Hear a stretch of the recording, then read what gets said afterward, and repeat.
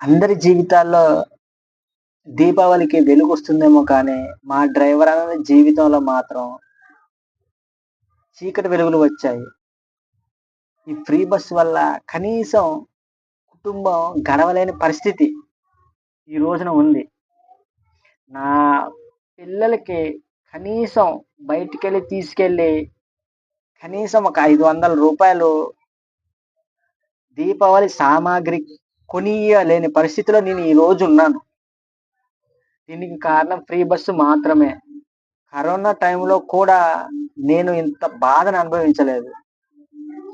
ఆ తర్వాత ఇల్లు కట్టుకోవడం, ఆ తర్వాత నా మీద అప్పులు ఉండటం, అప్పుల భారం పెరగటం, ఆ తర్వాత ఈ ఫ్రీ బస్ రావడం అనేది నా జీవితంలో కలలో కూడా ఊహించలేదు. ఇంక నేను చెప్పుకోలేని బాధ ఒకటుంది.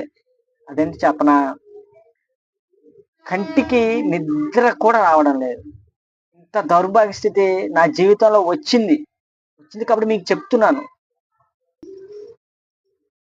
ఒక ఆటో డ్రైవరు ఇంతగనం బాధపడుతున్నా కనీసం చలనం కూడా ఉండదు. ఎందుకనంటే మేనిఫెస్టోలో పెట్టారు.